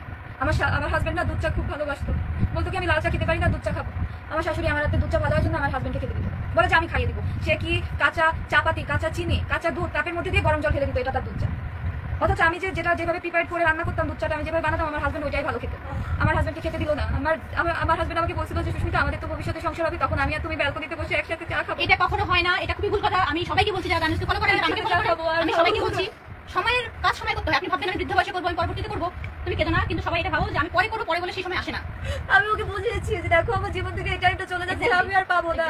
আমার হাজবেন্ডকে আমি বুঝাইছি, আমার হাজবেন্ড বলে কি তোমার বয়স তো কেবল শুরু, 18 বছর বয়স, তোমার তো জীবন পড়ে আছে, একটু ধৈর্য ধরো। আমি বললাম যে আমার 18 বছরে যে ইচ্ছা, আমার 25 বছর বয়সে তো সেই ইচ্ছাটা থাকবে না। অলরেডি আমি তোমাকে বিয়ে করে ফেলেছি, বিয়ের বয়স বাড়তেছে, আমাদের সবকিছু বাড়তেছে, আমাদের সংসারিক জীবন বাড়তেছে, আমার বাচ্চা নিতে হবে। বাচ্চা নেওয়ার পরে তো বাচ্চা নেওয়ার আগের লাইফ আর পরের লাইফ তো এক হয় না, তখন দায়িত্বের লাইফ, তখন সাংসারিক লাইফ, তখন আমরা বাচ্চা কিভাবে মানুষ করবো, বাচ্চার উন্নতি বা কিন্তু এইটুকু বয়সে সমস্ত ম্যাচিউর কথা বলছে, আমি আশাই করিনি ওটা বলতে পারে। সেই জায়গা থেকে সংসারে অশান্তি সমস্ত কারণ ওকে কিভাবে দোষ দেওয়া যেতে পারে, অন্তত আমার এটা বুঝে আসছে না। ওর মা আমাকে বিয়ের পর পর খোটা দিত যে আমার ছেলেকে 100 ভরি গহনা, ঢাকায় ফ্ল্যাট, আমার ছেলের যে গাড়ি পছন্দ, যে ব্র্যান্ড হোক, বিদেশি হলো, আমার ছেলেকে সেই গাড়ি, ফ্ল্যাট, 100 ভরি গহনা দিয়ে আমার ছেলেকে বিয়ে দেওয়ার জন্য মেয়েকে অফার করতো আমার মেয়ের বাবা মা, মেয়ে পক্ষ। কিন্তু আমরা রাজি হইতাম না, আমার ছেলে পছন্দ করতো না। আমার ছেলে যেটা পছন্দ করছে, এই যে তুমি, আমাকে সে ডিরেক্টলি ভাবে আঘাত করতো, বলে যে আমার ছেলে পছন্দ তুমি। কিন্তু আমি যতদূর শুনেছি, এর আগে পলাশবাবুর আশীর্বাদ হয়ে যাওয়ার পর সেই মেয়েটা বিয়ে করেনি, তার কারণ এই বাড়িতে মেয়েদের বাইরে যাওয়া, চাকরি করা এস্টাবলিশ হওয়া এলাও না। এটা কি সত্যি? না, সেই মেয়ের প্রবলেম ছিল। ওনার যাই হোক, একটা বিয়ের প্রবলেম যাই থাক, আপনার শ্বশুরবাড়িতে বউরা এস্টাবলিশ হবে, বউরা বাইরে যাবে, কাজ করবে, মানে ওরা স্বাবলম্বী হবে, কথা বলবে, এটা এলাও না। এটা না, সেটা এলাও না, সেটা আমার শাশুড়ি মা নিজেই বলছে। সে তার নিজের মেয়ে, ওই আমলে, তার মেয়ের বয়স কিন্তু অনেক, সে তার মেয়েকে ওই আমলে ইন্টার পাস করায় বিয়ে দিচ্ছে। তার মেয়ের জামাই চাইতো যে ইন্টার পাসে কি ওই 2000 সালের দিকে ইন্টার পাস করলে একটা মেয়ে প্রাইমারিতে জব পেয়ে যেত। তো তার মেয়ের খুব ইচ্ছা ছিল যে সে চাকরি করবে, ইভেন তার মেয়ের হাজবেন্ডেরও ইচ্ছা ছিল, কিন্তু আমার শাশুড়ি তার মেয়েকে আর করতে দিত না, চাকরির যে পড়াটা সেটা করতে দিত না। সে আমাকে গর্ব করে বলে যে আমার মেয়ে যাতে চাকরি না পায়, আমার মেয়ে যখন চাকরির পরীক্ষা দিতে যায় তো আমি ঠাকুর ঘরে প্রদীপ জ্বালায় বসে থাকতাম যে ঠাকুর আমার মেয়ে যেন চাকরিটা না পায়, আমার মেয়ে যেন পাস না করে। এরকম মাটি হয়? আমরা কখনোই ঘরের মেয়ে বউদের চাকরি করা এলাও করবো না, কখনোই না। আমার হাজবেন্ডেরও সেম কথা যে আমি তো তোমাকে দিয়ে চাকরি করাবো না, তুমি জাস্ট ডিগ্রিটা অর্জন করো আমার বাচ্চা মানুষ করার জন্য। আমি বলতাম এই কেমন কথা, আমাকে অন্তত অ্যাডমিশনের জন্য অ্যাডমিশন কাজটা করতে দাও, আমি তো ঘরে বসে জাস্ট একা শুধু পেইনি পাচ্ছি। আমি যদি পড়ালেখার মধ্যে ডুবে যেতাম বা আমাকে যদি একটু পড়ালেখা ঢুকবেন কিভাবে? প্রত্যেকটা পরীক্ষার আগে এসে কাঁচামরিচ আর হ্যাঁ হ্যাঁ হ্যাঁ না, বাকি দিনগুলো ধরেন সে যদি আমার হাজবেন্ড যদি আমাকে একটা ব্যাচে ভর্তি করা দিত, আমি তো কিছুটা টাইম হলো আমার শাশুড়িকে ফেসটা করতে হতো না। হতো বুঝুন শাশুড়ি বউর সম্পর্ক কতটা। আমি যখন প্রথমে দেখেছিলাম যে উনি বলছে ছেলে কান্না করছে, আমি ভেবেছিলাম যে ছেলে তো ভালোবাসে মাকে, তাহলে বউ যদি ওরকম ভালোবাসতো, শাশুড়ি মেয়ে মানে বউকে মেয়ের মতো ভালোবাসতো, চুল আসলে দেওয়া, তেল দেওয়া, এগুলো হতো, ভালো থাকতো, কেন মেয়েটা পারলো না? প্রথম আমি যখন খবরটা পেলাম তখন মেয়েটা ভেবেছিলাম, কিন্তু সুস্মিতার সাথে কথা বলে দেখছি আর কত স্যাক্রিফাইস করতে পারে একটা মানুষ নিজের জায়গা থেকে, মানে এর বেশি তো আর কোনো জায়গা নেই যেখানে সে করতে পারে। এর বেশি কি করতে পারে? আমি আমার শাশুড়ি মাকে এত ভালোবাসার চেষ্টা করতাম যে উনি যেন অন্তত একটু বুঝে। আমার শাশুড়ি মাকে আমি পায়ের নেল পলিশ সপ্তাহে সপ্তাহে নিজে থেকে যে হাত পায়ের নখ কেটে দিতাম, বলতাম যে মা আপনার নেল পলিশটা তো এক এই যদি সপ্তাহ আমি জানি না কোনো মেয়ের এরকম করে শাশুড়িকে নখ কেটে দেওয়া, নেল পলিশ লাগিয়ে দেওয়া, গালে খাইয়ে দেওয়া, জড়িয়ে ধরা আমি করতাম। আমার হাজবেন্ড এটা নিয়ে আমাকে অ্যাপ্রিশিয়েট করতো, বলে যে তুমি এত ছোট মেয়ে, এত সংসারিক কলা কৌশল বুঝো। আমি এটুকু কথা শুনছি, আমি এটাই বলছি এত ছোট মেয়ে কিভাবে এত কিছু পারে। আমার হাজবেন্ড বলতো তুমি এত কলা কৌশল কিভাবে বুঝো, তুমি তো এত ছোট মেয়ে, তোমাকে তো এত ম্যাচিওর আমি পাবো। যারা সুস্মিতার পারিবারিক শিক্ষা নিয়ে কথা বলছেন, পরিবার নিয়ে, বাপের বাড়ি নিয়ে কথা বলছেন, তাই একটু ভাবুন এটা কিন্তু পারিবারিক শিক্ষা, এটা তার মায়ের শিক্ষা, তাই জন্য সে কিন্তু এটা পারে। আমার শাশুড়ি এক সপ্তাহে তো পায়ের নখের নেল পলিশ ওঠে না, আমি তাও বলতাম যে মা এক সপ্তাহ হয়ে গেছে, নেল পলিশটা উঠিয়ে আবার পরিয়ে দিই, নখটা কেটে দিই। যে মেয়েটা নিজে সাজতে পারতো না তার শাশুড়ির জন্য, সেই মেয়েটা শাশুড়িকে সাজাচ্ছে, এখানে আর কি বলার আছে? আমি হাতে নেল পলিশ দিলে আমার শাশুড়ি আমার হাতে নখ ধরে বলতো এরকম মানে রাক্ষসীদের মতো বড় বড় নখ কেন রাখছো, এত বড় বড় নখ কি ভালো লাগে? আর এখানে ডান হাতে নখ রাখা যায় কি ঘরে কাজ করার জন্য, যে ঘরে হাতে নখ ঘরে কাজ করতে অসুবিধা হয়? হ্যাঁ হ্যাঁ হ্যাঁ, আমি ওই জন্য ডান হাতের নখ আমার বিয়ের আগে ছিল, বাট বিয়ের পরে ডান হাতের নখ রাখতে পারি নাই। কাজ করবো, আমার সংসারের কাজটা আমার শখ ছিল, আমার সংসার করাটা আমার স্বপ্ন ছিল। আমি ছোট থেকে একটা মাত্র স্বপ্ন লালন করছি যে আমি বড় হব, কারোর দিকে তাকাবো না, ঘুরে বেড়াবো না, কিচ্ছু করবো না। আমার মা বাবা আমাকে যে পাত্রস্থ করবে তার সংসারে যে আমার স্বামীর সাথে আমি সংসার করবো, আমার সংসারিক সব কিছু। আমি ছোট থেকে আমার এত আগ্রহ ছিল, আমি না আমার মা জেঠিরা যারা ছিল সবার রান্নাঘরের সামনে সামনে যে সব কাজ শিখতাম, যে এই তরকারিটা কিভাবে কাটে, একটা মেয়ে কিভাবে আলু ছিলবে। আমি আলু ছিলাটা পর্যন্ত শিখেছি আমার সেজমার কাছ থেকে। আমার সেজমা খুব সুন্দর আলু ছিলে, আমি সেখানে আমি সবাইকে একটু দেখাচ্ছি, দেখুন যে ও যেখানে এই কথাগুলো বলছে, ওর এখানে কিন্তু বাকি সবাই এখানে কান্না করছে, আর কারোর এখানে ঘরে যত মানুষ রয়েছে এখানে সবার কিন্তু চোখে জল। এখানে ও যে কথাগুলো বলছে, ও নিজের যে কথাগুলো বলছে সেটা দেখুন, কেউ এখানে ভুল ধরতে আসবেন না। এখানে এটা একটা জীবনের কথা, একটা জীবন বেরিয়ে গেছে, শেষ হয়ে গেছে বাধ্য হয়ে। কার কথা বলছে? হ্যাঁ, আপনার শাশুড়ির কথা বলছে, যে মানুষ তার চরিত্রের সমস্যা মানে যে কাঁদতে কাঁদতে মিথ্যে বলে, সেটা কি করে বলে?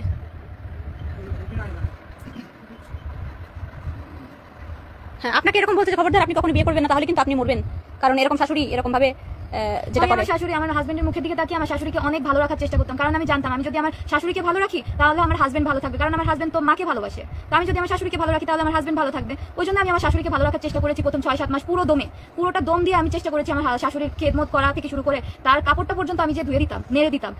তারপরেও তার মন পায় নাই, সে তার ছেলের সাথে আমাকে একটা মুহূর্ত একা থাকতে দিত না। 6-7 মাসে এত কিছু করার পরেও থাকতে দিত না। তখন আমার দেওয়ালে পিঠটা ঠেকে গেল।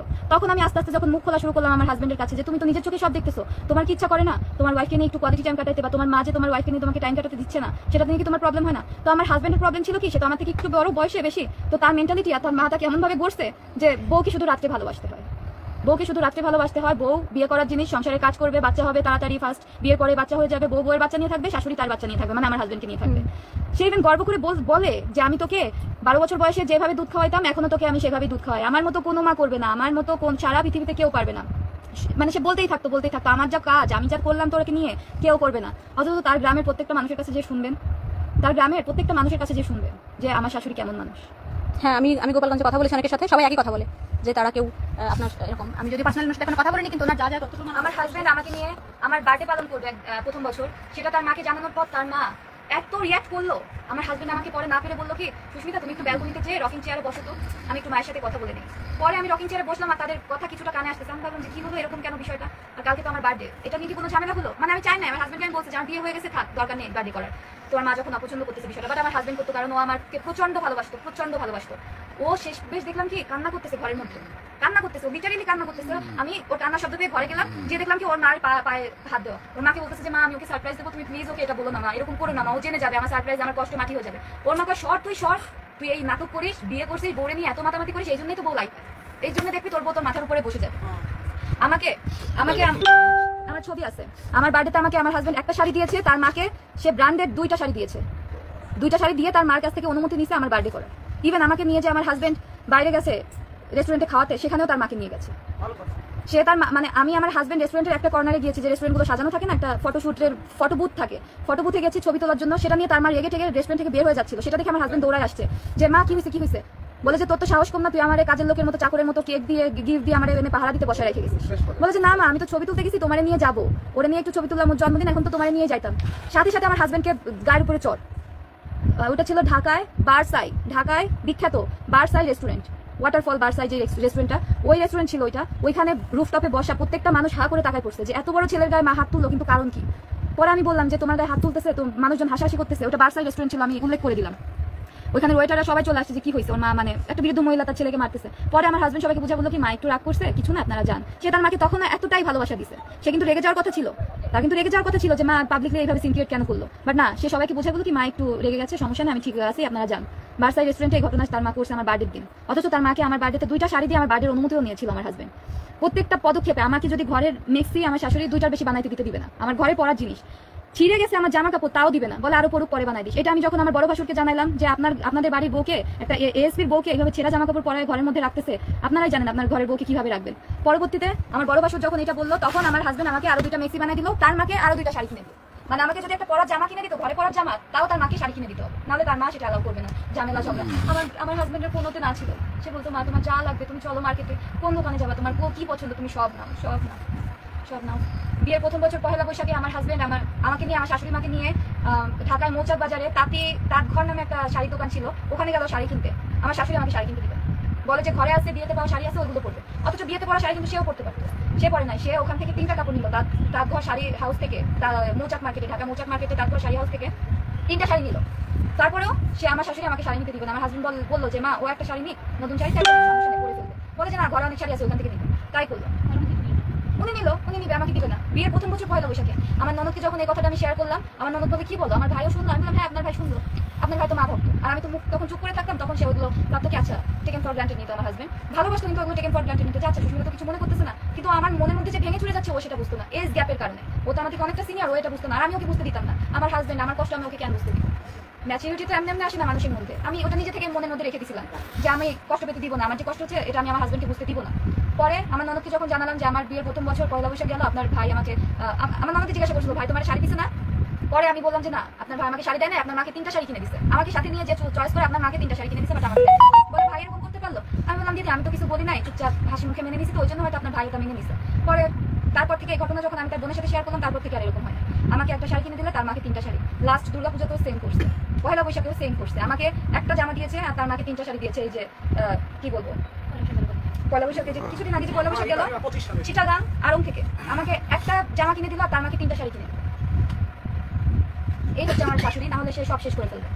ঘরের মধ্যে কোনো আত্মীয় স্বজন আসলে, আমার মামা তো ভাসুর আসছিল, আমার মামা শ্বশুরের ছেলে আর ছেলের বউ, আমি আমার হাজবেন্ড কত প্ল্যানিং করলাম, যেহেতু তারা জানাই আসছিল, তারা আমাকে জানাইছিল শুক্রবার আর তারা আসছে রবিবার, এটা 23 সালের কথা। তো আমি আমার হাজবেন্ড কত প্ল্যানিং করলাম যে আচ্ছা আমাদের বাড়িতে প্রথম আত্মীয় স্বজন আসতেছে, আমরা মাটন করবো, চিকেন করবো, মাছ করবো, 3 পদের ভাজা পোড়া করবো, পোলাও করবো। আমার শাশুড়ি মা এসে সব ভেস্তে দিল, বলে যে এত করার কি আছে, আমার ভাইয়েরই তো ছেলে আসতেছে, আমার ভাইয়ের ছেলে আর ছেলের বউ আসতেছে, আমি যেটা বলবো সেটা হবে। সে মাংস টোটালি আনতে দিল না, অথচ আমি নতুন বউ, আমি বাসায় নতুন বউ সম্মান রক্ষাতেও তো ঘরে একটা মাংস রাখা উচিত ছিল। নতুন আত্মীয় আসতে সময় কিনা আমি মাংস আনতো না। হ্যাঁ আমার 2 ভাসুর তো খেত, তার মায়ের সামনে তার মাকে মাছ রান্না করে দিত, তারা খেত। কিন্তু ওই যে আমার হাজবেন্ড যে বেশি মাতৃভক্ত, সে ভাবতো যে তার মা কষ্ট পাচ্ছে, আমরা মাংস খাচ্ছি, তার মা কষ্ট পাচ্ছে, আমাদের মাংস খাওয়া দেখে তার মা খেতে পারতেছে না, এটা দেখে তার মা কষ্ট পাচ্ছে জন্য সে ঘরে মাংস আনতো না। তো আমার ওই মামা শ্বশুর আর মামা শ্বশুরের ওয়াইফ আসলো, তাদেরকে আমি 3 পদের মাছ রান্না করে খাওয়াইছি নিজে, একদম হাতে পায়ে ধরে, যে মা প্লিজ, মান সম্মান কিচ্ছু থাকবে না, মা একটু বোঝার চেষ্টা করেন, প্রথম আত্মীয় আসতেছে, আমি নতুন বউ, ভাজা 2টা করলাম, তাদেরকে আমি 6টা আইটেম দিয়ে খাবার দিলাম। সেই মামা শ্বশুর আর মামা শ্বশুরের ছেলে আর ছেলের বউ বাসায় যে সবাইকে জানালো যে ওদের বাড়িতে গেলাম, এএসপির বাড়ি, আমার পিসেতো ভাইয়ের বাড়ি, একটা মাংস বউ খেতে দিল। বউয়ের দোষ, বলে যে বউ খেতে দিল না। পরে আমার শাশুড়িকে শুনতেছি, আমার শাশুড়ি তাদেরকে ফোন দিয়ে বলতেছে নতুন বউ তো, ও রান্না বান্না পারে না, ওই করবে না। আমি বলছিলাম পলাশকে যে বাবা তুই মাংস নিয়ে আয়। আমি শুনে আমি রান্নাঘর থেকে আমার হাত থেকে প্লেট পড়ে যাওয়ার অবস্থা। দুপুরবেলা তার আমার মামা শ্বশুরের মামা শ্বশুরের ছেলের বউ চলে গেছে গোপালগঞ্জ। তারা চলে যাওয়ার পরে ফোন দিয়ে সবাইকে বলছে পর যে কি অবস্থা ওদের বাসার, বউটা এমন। পরে আমার শাশুড়ি শুনতেছে আমার নামে বলতেছে যে আমি নাকি খাওয়াইতে দিয়ে নেয়, অথচ আমার হাজবেন্ড আর আমি কিন্তু প্ল্যানিং করেছিলাম। সেই মেসেজগুলো আছে 2023 সালের মেসেজ, এখন আমি খুঁজতে হবে, অনেক খুঁজতে হবে, হাজবেন্ড ওয়াইফের চ্যাট তো অনেক হয়। সেই মেসেজগুলো আছে যে আমি আর সে কি প্ল্যানিং করেছিলাম, তার মা করতে দেয় না, তার মা করতে দেয় নাই। যাই হোক, এই সুইসাইডের পিছনে আপনি কি বলবেন, মূল কি রয়েছে? সুইসাইডের পিছনে আমাকে যখন আমার হাজবেন্ডকে লাস্টলি তার মা চাপ দিয়েছে, মানসিক অত্যাচার করেছে লাস্ট 6 মাস যাবত আমাকে ডিভোর্স দেওয়ার জন্য। সে তার ছেলেকে ওই বড়লোক বাড়ি দেখে আবার বিয়ে দিবে, এরকম সে প্ল্যানিং করেছিল, মেয়ে দেখা বা কিছু। এই যেগুলো আপনি বললেন, এই ঘটনাগুলো যে সত্যি হয়, এইগুলো কোনো মেয়ে সহ্য করবে? আপনি যেগুলো করেছেন বা তখন তো সে এগুলো করবে না, তাহলে আপনার সাথে কেন করবে? যে আমার বাবা গরিব, বা তারা ভাবছিল যে আমি সবকিছু মুখ বুঝে সহ্য করবো। আমি তো মুখ বুঝে সহ্য করেছিলাম, বা তারা ভাবছিল কি আমি, আমার বাবা গরিব জন্য আমি একটা পুতুল, আমি একটা রোবট, আমার কোনো অনুভূতি নেই, আমার কোনো কিছু নাই, আমার স্বামী সংসার নিয়ে কোনো আশা আকাঙ্ক্ষা কি, একটা জাস্ট সার্ভেন্ট হিসেবে তারা আমাকে হয় না, ওই যে গ্রাম থেকে একটা সার্ভেন্ট তুলে নিয়ে আসলো, ওরকম তারা ভাবছিল। আবার শিক্ষিত সুন্দরী সার্ভেন্ট তারা চাইছে। বাকি 2 বছর তেমন করতো। বাকি 2 বউ যে বললাম, আমার মেজো ভাসুরের বউকে সে পায় নাই। মেজো ভাসুর আর আমার বিয়ে পড়া পর হয়েছে, তো মেজো ভাসুর আগে থেকে আলাদা আমার বাসায় চলে আসছিল। আর বড় ভাসুরের বউকে পেয়েছি, সে 11 বছর বড় ভাসুরের বউকে অনেক জ্বালাইছে। আমার বড় ভাসুর নিজে বলছে, আমার রেকর্ড আছে ফোনে, আমার রেকর্ড আছে, আমার বড় ভাসুর নিজে বলছে। এখন ফাইনালি আমার ননদ, আমার ভাগ্নে, সবাই তার মাকে দোষারোপ করেছে, সবাই তাকে দোষারোপ করেছে যে মা এমনই, আমার মা এমনই, তুমি একটু মানায় নাও। আমি তাদের কাছে হাতে পায়ে ধরে হেল্প চাইছি। আমার ভাগ্নে তন্ময় সাহা, আমার ননদ রমা সাহা, আমার বড় ভাসুর লিটন সাহা, সবার কাছে আমি হেল্প চাইছি যে আমাদেরকে একটু হেল্প করেন। আপনার ভাই তো আমাকে ভালোবাসে, বাট আপনার মা আমাদেরকে সংসার করতে দিচ্ছে না, বোঝান আপনার মাকে, না হলে কিছু একটা করেন, আমাদেরকে একটু স্পেস দেন। তারা হেল্প করে নাই, তারা টোটালি হেল্প করে নাই, তারা সম্পূর্ণটা আমার উপর চাপাই দিচ্ছে যে তুমি সহ্য করো। আমার বউ সহ্য করছে 11 বছর। যারা শুরুতে শুনে নিয়ে যে আপনার হাজবেন্ডের মৃত্যুদিন কি হয়েছিল, মানে আপনার শুরুর কথাগুলো যারা শুনেনি, আরেকবার সংক্ষেপে একটু বলুন যে চিঠিটা আজ লিখে গেছে, আর মৃত্যুর দিন আসলে কি হয়েছিল, যার জন্য ফাইনালি উনি যেটা ভোগ করছিলেন, কিন্তু ফাইনালি আমার সিদ্ধান্ত নিল কেন? ফাইনালি সিদ্ধান্ত নিল, যে বললাম আমার হাজবেন্ডকে আমার শাশুড়ি মা লাস্ট 6 মাস যাবত আমাকে ডিভোর্স দেওয়ার জন্য প্রেশার দিচ্ছিল। আর আমার হাজবেন্ড আমাকে প্রচন্ড ভালোবাসতো, আমার হাজবেন্ড আমাকে ছাড়তে চাচ্ছিল না, কারণ সে জানে যে আমার ভালোবাসা তার প্রতি কতটা পবিত্র। আমি তার মুখের দিকে তাকায় কি কি স্যাক্রিফাইস করতেছি আমার হাজবেন্ড জানতো, যার কারণে আমার হাজবেন্ড আমাকে ডিভোর্স দিতে রাজি ছিল না। 2 বছর হয়ে গেছে। আমি এখন এইচএসসি পরীক্ষার পর থেকে 24 সালের পর থেকে আমি আমার হাজবেন্ডকে বলেছিলাম যে এখন বাচ্চা নেওয়া যায়। তো বলছিল যে আমারও না বাচ্চা খুব পছন্দ, বাট আমার মা তো অনেক, দেখো আমার মা খুব কিরকম মানুষ, খুব রাগী মানুষ, আমার মা খুব খারাপ মানুষ, আমার মা একটা ফ্যাসিস্ট। আর সে তার মাকে ফ্যাসিস্ট বলে গেছে, আমার সেই টেক্সটটা এখনো পর্যন্ত আছে, হোয়াটসঅ্যাপে আমার টেক্সট আছে। তার মাকে সে ফ্যাসিস্ট বলছে যে আমার মা আমার স্বার্থ ছাড়া, তার মা মানে তার স্বার্থ ছাড়া কিচ্ছু বুঝে না। তা আমার মা তো বুঝে না যে আমি কিসে সুখে থাকবো, আমার মা শুধু নিজের সুখটাই দেখলো, যে সে কিসে সুখে থাকবে, তার ছেলে আদৌ তার কাজকর্মে হ্যাপি হচ্ছে কিনা আমার মা সেটা দেখতেছে না। সুস্মিতা তুমি তো দেখতেছো, তাহলে আমি এই মুহূর্তে বাচ্চা কিভাবে নিব? বাট সে তার কলিগদের জানা গেছে, তার কলিগ আমাকে পরশুদিন আমার মুঠোফোনে আমাকে ফোন দিয়ে জানায় যে তার কলিগ যখন আমার হাজবেন্ডকে প্রশ্ন করে যে বাচ্চা নেওয়ার প্ল্যানিং কি, তখন আমার হাজবেন্ড তাকে নাকি উত্তর দিয়েছে সেই কলিগকে যে আমার মা চায় আমি আমার ওয়াইফকে ডিভোর্স দিই, ফরিদপুরে রেখে আসি, সো দ্যাট এখন বাচ্চার প্ল্যানিং করতে পারতেছি না। বাচ্চা তো আমার ওয়াইফও চাচ্ছে, আমিও চাচ্ছি, কিন্তু বাচ্চার প্ল্যানিং করতে পারতেছি না, কারণ আমার মা চাচ্ছে না। আমার মাকে কেউ না কেউ কানে মন্ত্রণা দিয়েছে, আমার হাজবেন্ড আমাকে বলছে যে আমার মাকে কেউ না কেউ কানে মন্ত্রণা দিয়েছে যে আমি যদি আমার ওয়াইফকে ছেড়ে দিই, মানে পলাশ যদি আমাকে ছেড়ে দিত, তাহলে ও আইনি ঝামেলা করতো। আর ও যদি এত উদ্ধতন একটা মানে কি বলবো, মানে কর্মকর্তা, এত উচ্চপদস্থ, সে যদি আমাকে ডিভোর্স দেয়, কমপ্লিটলি তার প্রমোশনে একটা দাগ পড়ে যাবে। সো দ্যাট সে তার মা এটা তার মাকে কে বলতে পারে এটা আমি এক্সাক্ট জানি না, কিন্তু তার মা কারোর কাছ থেকে শুনেছিল যে আমার ছেলে যদি ওই মেরে ছেড়ে দেয় তাহলে তার ছেলের কোনো চাকরিতে সমস্যা হবে কিনা। তো তার মাকে কেউ ভালো করে বুঝাই দিচ্ছিল যে হ্যাঁ, তার ছেলে যদি ওই বউকে ছেড়ে দেয় তাহলে তার ছেলে সমস্যা হবে, কিন্তু ওই বউ যদি ছেড়ে দেয় তাহলে কোনো সমস্যা হবে। সো দ্যাট আমার শাশুড়ি দিনের পর দিন আমার উপর অত্যাচার আরো বাড়াই দিল, যে যাতে আমি অতিষ্ঠ হয়ে আমি তার ছেলেকে ছেড়ে চলে যাই, আমার শাশুড়ি। তো দিনকে দিন এত অত্যাচার সহ্য করার পর আমি সুইসাইডাল হয়ে গেলাম। আমি একটা পর্যায়ে এমন হলো, আমি আমার হাজবেন্ড মারা যাওয়ার আগের দিন বাসা থেকে বের হয়ে গেলাম। ওই যে বলেছিলাম আমার হাজবেন্ড যে সকালে আমাকে বাইকটা দিয়ে গেছিল, ওই সেই শুরু, আমার হাজবেন্ডের বাই দেওয়া থেকে শুরু আমার শাশুড়ি রাগারাগি। পরবর্তীতে সে আমার হাজবেন্ডকে আরো কয়েকটা কারণ দেখাইলো যে তোর বউ বাজার থেকে মাছ আনছিস, মাছের পিস কেটে ছোট করছে। আমার হাজবেন্ড শুনে অবাক, বলে যে না আমি তো এবার বাজার থেকে মাছের পিসগুলো একটু ছোট করে আনছি, কারণ ওই মাছ কাটার টাইমে আমার অফিস থেকে একটা কল আসছিল, আমি কলে কথা বলার কারণে মাছ আলাকে বলতে পারি না যে পিসটা একটু বড় করে কাটে। মাছ আলা নিজের মতো কেটে দিচ্ছে, আর একটা মাছ 4.5 কেজি ওজনের একটা রুই মাছ কেটে দিচ্ছে, কাটতে কতক্ষণ লাগে যারা বাজারে মাছ কাটে। সো তার ফোন কলের কারণে আমি মাছের পিসটা এবার ছোট করে চলে আসছে। তো পরে আমার হাজবেন্ড আবার আমার শাশুড়ি বলতেছে না আমি তোর বউকে দেখছি সে রান্নাঘরে বসে মাছ কাটছে। তো পরে আমার হাজবেন্ড আমাকে ফোন দিচ্ছে, সুস্মিতা তুমি কি মাছ কাটছো? আমি বললাম যে কি বলো, মাছ কাটবো কেন? কাজের মহিলাকে দিয়ে গেছে না ধুয়ে, কাজের মহিলা মাছ ধুয়ে দিয়ে গেছে, আমি তো তার সামনে প্যাক করে উঠে রাখছি। আর এই কথাটা আমার শাশুড়ি কেন বলছে? আমার শাশুড়ি কাজের মহিলাকে বলে দিয়েছিল আমাদের বাসায় যে কাজ করে, যে তুমি তোমার মতো মাছ ধুয়ে নিজের মতো প্যাক করে উঠে রাখবো, আমি আমার মতো বের করে রান্না করবো। কারণ কি, সে মাছের বড় বড় পিসগুলা তার ছেলের জন্য উঠে রাখতো আর সে রান্না করে খেয়ে নিত। তার ছেলে তখন অলরেডি অফিসে, সে যে খাচ্ছে সে কিন্তু তার ছেলে কিন্তু সেটা দেখে নেয়। তার নিজে খেয়ে তার ছেলের জন্য বড় পিসগুলো উঠে রেখে আর যে পিসগুলো থাকতো ওটাকে 4 ভাগ করতো, একটা মাছের পিসকে 4 ভাগ করতো। সে তার ছেলেকে দেখাইতো যে আমাকে 1 পিস দিচ্ছে, ওই 4 ভাগের 1 পিস আর তার মা 1 পিস খাচ্ছে। মানে ছেলের কাছে প্রুভ করতে যে তোর বউকে যা দিচ্ছি আমিও কিন্তু তাই খাচ্ছি বাবা, তুই কিন্তু আবার কিছু মনে করিস না, তোকে বড় দিচ্ছি কিন্তু তোর বউকে যা দিচ্ছি আমিও তাই খাচ্ছি, তুই আবার ভাবিস না তোর বউকে আমি খাওয়াচ্ছি না। কিন্তু অথচ আমি তাকে কয়েকদিনই ধরছি, রান্নাঘরে আমি গেছি কোনো কাজে ফিল্টার ভরতে বা কিছু, সে দেখতাম যে সে খাচ্ছে। সে বলে কি আমার কাজ করতে করতে খিদা লাগিয়ে গেছে। আমি বললাম না আমার সমস্যা নেই, খান, আমি ভাত দিব আর কয়টা, বলে যে না। এই হচ্ছে আমার শাশুড়ির কাহিনী। এখন সে যে কাজের মহিলাকে বলে গেছে যে আমাকে যেন মাছ ধরতে না দেয়, তাহলে তো আমি দেখে ফেললাম যে মাছের পিস কতটা বড় না ছোট। সে ওইটাই হয়েছে আমার কাল, আমি কেন মাছটা প্যাক করলাম। কাজের মহিলা আমাকে বলছে যে আপু আপনাকে কিন্তু মাছ ধরতে বা দেখতে দিতেই নিষেধ করছে, আমি মাছ ধরে যেন মাছ নিজের মতো উঠায় রেখে যাই, এটা কিন্তু আপনার শাশুড়ি আমাকে বলে দিচ্ছে, আপনি কি প্যাক করবেন? আমি বললাম না সমস্যা নাই, আমি যখন স্নান করতে যাবো তো আগে প্যাক করে উঠায় রেখে যাই। এইটা হয়েছে আমার কাল। এটা নিয়ে আমার হাজবেন্ডকে সে ধরছে যে আমি তোর বউ মাছের পিস ছোট করে ফেলছে। বাট না, কাজের মহিলাকে আমি ফোন দিলাম, আমার হাজবেন্ডকে বললাম যে তুমি কথা বলে দেখো কালকে যখন কাজের মহিলা আসবে। তো কাজের মহিলা বলেছে না আপু আপনি তো আমার সাথে ছোট ছোট বিষয়ে পারিবারিক সমস্যা থাকলে কিভাবে সে কাজ করবে? এখন ফাইনালি আপনি একটা মেসেজ সবার উদ্দেশ্যে। হ্যাঁ, আমি তাহলে শেষ করি। যেহেতু এখন তার শেষ মুহূর্ত চলে আসছে, আমি এই ঘটনার পর আমি বললাম যে তুমি যদি এই ঘটনার উপর কোনো স্টেপ না নাও আমি বের হচ্ছি বাড়ি থেকে। তো আমি বাড়ি থেকে বের হলাম, সে আমার বের হওয়ার খবর শুনে সে বাসায় চলে আসছে তার অফিস থেকে। 6 মে ঘটনা, দুপুর 2:30টার ঘটনা। আমি বাড়ি থেকে বের হয়ে যাচ্ছি শুনে সে অফিস থেকে চলে আসছে, যেহেতু অফিস পাশাপাশি ছিল, বাসার পাশাপাশি। এসে সে আমাকে বলছে তুমি বের হয়ে যেও না। আমি বললাম আমি বের হবো, তুমি স্টেপ না দিলে আমি বের হবো। বলে আমি আমার মার বিরুদ্ধে কোনো স্টেপ নিবো না। আমি বললাম তাহলে তুমি তোমার মাকে নিয়ে থাকো, আমি যাচ্ছি, আমি এখন যে সুইসাইড করবো। সে এটা শুনে আমার পিছন পিছন আসতেছিল আমাকে আটকানোর জন্য, আমার হাজবেন্ড, যে তুমি যেও না, না এটা করো না। তো আমার শাশুড়ি আবার আমার হাজবেন্ডকে পিছন দিয়ে ধরছে যে না তুই না খেয়ে বাসা থেকে বেরোতে পারবি না, ওর সাথে যাবি, ও জেনে যায় যাক মরুক গে। আমার শাশুড়ির কথা যে জেনে যায় যাক মরুক গে, তুই না খেয়ে যেতে পারবি না, আমি রান্না করছি তুই এখান থেকে খাবি, আমি খাওয়া দেবো তারপরে যাবি। তো আমার হাজবেন্ডও আমার পিছনে না এসে তার মায়ের কথা শুনে সে পাত পেরে মাছ দিয়ে ভাত দিয়ে খেয়ে আসলো। আমি তখন তার অফিসে পৌঁছে গেছি। অফিসে পৌঁছে আমি কিছুক্ষণ পর দেখলাম, কিছুক্ষণ না সে প্রায় 45 মিনিট পর আসছে তার অফিসে আমার হাজবেন্ড এসে। আমি যখন বললাম, আমি সিঁড়িতে নামতে নামতে আমাকে লিফটে উঠতে দেয় না, আমি সিঁড়িতে নামতে নামতে শুনেছি যে তার মাতাকে বলছে না খেয়ে যেতে পারবি না। যখন আমি বললাম কি তুমি কি সত্যি খেয়ে দিয়ে আসলা, তোমার ওয়াইফ সুইসাইড করতে যাচ্ছে এই কথা শুনেও তোমার মাতৃভক্তি এত যে তুমি তোমার ওয়াইফ মরতে যাচ্ছে, তুমি তারপরে তোমার মায়ের কথা না ফেলে খেয়ে দিয়ে তারপরে তোমার ওয়াইফ মরলো না বাঁচলো সেটা দেখতে আসছো। এই বলে আমি আর কোনো কথা বলি না। পরে ওই অফিসের যে বস ছিল, বসের বউ ছিল, তারা আসলো, তাদের সাথে কিছু কথাবার্তা হলো। তাদেরকেও আমার হাজবেন্ড সব ঘটনা খুলে বলছে যে তার মা কতটা পরিমাণে প্রেশার দিচ্ছে, কতটা ফ্যাসিস্ট তার মা, সে বাচ্চা নিতে কেন পারতেছে না। সেই অফিসার আর অফিসারের বউকে বলে গেছে, এখনো তারা আছে, আশা করি তারা আমার পাশে আছে। তাদেরকে যদি আপনারা একটু জিজ্ঞাসা করেন তারা বলতে পারবে। আমার হাজবেন্ডের অফিসের বস নাম বলুন, যার কাছে বলেছিল কেন কি সে RAB 7 CPC 3 company commander, Chandgaon camp. তার কাছে আপনারা খোঁজ নিলে আপনারা জানতে পারবেন আমার হাজবেন্ড কি বলছে না বলছে। তো এই মুহূর্তে আমার হাজবেন্ড পরে সেই বস আর বসের বউ আমাকে যেহেতু খুব ভালোবাসে বললো যে বোন তুমি একটু থামো, তোমার হাজবেন্ডের তো খুব কষ্ট বুঝোই তো তোমার শাশুড়ি কিভাবে তোমার হাজবেন্ডকে চাপ দিচ্ছে, তো তুমি না হয় কতদিন আমাদের ক্যাম্পেই থাকো। আমাকে 4 দিনের থাকার ব্যবস্থা করে দিল ওই কোম্পানি কমান্ডার তাদের ক্যাম্পে। তো আমার হাজবেন্ড রাখবে না, বলে যে না এখানে আমি রাখবো না, তুমি আমার সাথে বাসায় চলো, সব ঠিকঠাক হয়ে গেছে যখন বাসায় চলো। আমার সেই কোম্পানি কমান্ডার ভাইয়া আমার হাজবেন্ডকে এটাও বোঝাইলো যে ভাই আপনি আপনার মাকে যে বোঝান যে এই মেয়েটা যে বাসা থেকে বের হয়ে গেছে, এখন যদি এই মেয়েটার কোনো সমস্যা হয় এটাই কিন্তু আমার আসবে, এটাই কিন্তু আমার চাকরি চলে যাবে, মা তুমি একটু নিজেকে সামলাও।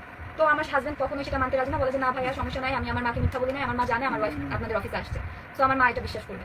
ওই কোম্পানি কমান্ডার ভাই অনেক চেষ্টা করেও আমার হাজবেন্ডকে বোঝাইতে পারে না। সে রাত 9:30টার দিকে আমাকে নিয়ে অফিস থেকে বাসায় গেল।